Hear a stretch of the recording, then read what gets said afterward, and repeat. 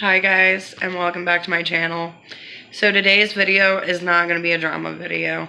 Today's going to be a video about my life and what it was like for me growing up poor.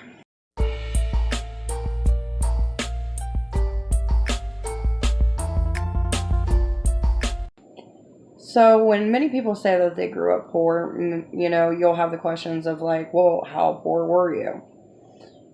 We had a house that my mom was lucky enough to get on a land contract. And when I was growing up, I think it was about 8 when they actually had it paid off. Had a little acre of land, and we were back in this like little bumfuck Egypt nook, you know what I mean? We were surrounded by other people, but the people that we were all surrounded by were actually family members. They were all related, so we were the only one on that street that wasn't related. So that kind of made it difficult at times, but it is what it is. But we also had the downfall of every car that we ever had was literally a piece of junk. Like, I don't know how many times I remember seeing 2 or 3 cars that were setting out somewhere in the yard because we couldn't afford to actually get them fixed. And eventually, they would just sell it when they gave up, and they've put so much money into it. Because you got to think, this was the 90s. So, I mean, my father, worked most of the time when he was able to work until he hurt his back. My mom, she was kind of in between a stay-at-home mom, and she would actually work at the flea market and sell different things. So, she was kind of like an entrepreneur of herself. Now you're probably thinking, well, that doesn't sound bad. I mean, at least you had a house, a roof over your head. Yeah, I mean, that aspect was great.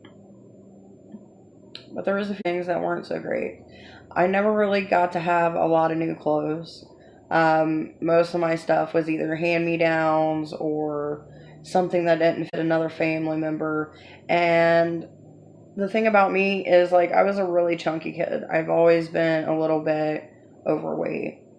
And what had started me becoming overweight is the fact that I had epilepsy. And the medication that they would put me on, it would fluctuate my weight. So I was a lot bigger than most kids of my actual age. So you might look at this and say, well, at least you had clothes on your back and a roof over your head. Yeah, I agree. But when you're an overweight child and you have this epilepsy and no one understands it, and you're going to school every day, and your mom happens to smoke cigarettes, and your clothes smell like cigarette smoke, and your clothes are hand-me-downs and they're not name brand, you get made fun of a lot.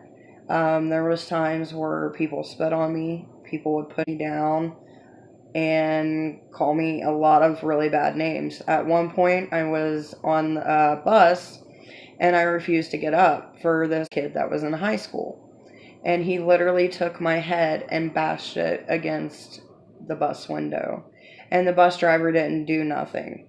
Matter of fact, me and my mom had ran into my bus driver, which he was like, no offense, he was an old asshole. And he came up to my mom. He literally walked up to my mom and said, your child is useless. And my mom went off. Like, we had complained to the school about this bus driver, how, there would be people on the bus that would pick on me, or, like I told you, bash my head up against a bus window, and nothing was ever done with it. He never cared. So here I was, I go to school, and I get picked on at school by my peers, and then I'm on a bus, and I've got a 16-year-old kid at the time bashing my 7-year-old head against a window. And the worst part about it was my brother was on that bus. My brother was a high schooler, and he just brushed it off. He didn't defend me. He didn't help me. He just laughed at it and pointed. So not even my own flesh and blood was even there to help me. So besides all the bullying that I went through and all the other BS, I had mentioned earlier in this video that everyone on our street knew each other. They were related, except for us. And there used to be these 2 girls that were both twins they literally lived catty corner from us, and their family had money, whatever. And they were the only two other girls that I knew on that street, so I'd always try to play with them, and they would always tell me, "Oh, you're fat and disgusting. We would never want to play with you. Why don't you go home to your mom?" and all this stuff. And it was one of those. It was the '90s. No one cared. There was no sensitivity. There was no, that's wrong, you shouldn't say that. The parents just kind of let them do whatever the hell they wanted. And there was many days I would cry over it because I didn't understand why I was being treated so differently. Like, what about me? Did I have to deal with it when I was at school? I had to deal with it when I was at home as well. Um, I could never really have friends over, for a sleepover, if I did have friends at all, because honestly, it was like one of those things where people would act like my friend and then they would make a big joke out of it, and it was like, haha, you fell for it type of thing. But when I did actually have like one, maybe two friends, I couldn't invite them to sleep over because unfortunately our house was infested with cockroaches. It wasn't because, the house was dirty. It was just because, we're in the country, and at the time they tried what they could, but they just couldn't get rid of them. Another thing about being poor, I couldn't join any groups. I couldn't get an instrument to play the really cool instruments in band. I couldn't afford some of the field trips to go on, and my mom would just have me stay home instead of going to school and being the only one not able to go. And it was a really hard time for me growing up. And the older that I got, I guess I just hit a point to where I was like, you know what? I'm so sick and tired of being treated like shit, and I took over my life. Eventually, me and my mom did move out, and it got a little bit better. We weren't the richest of the rich, but we did what we could to survive.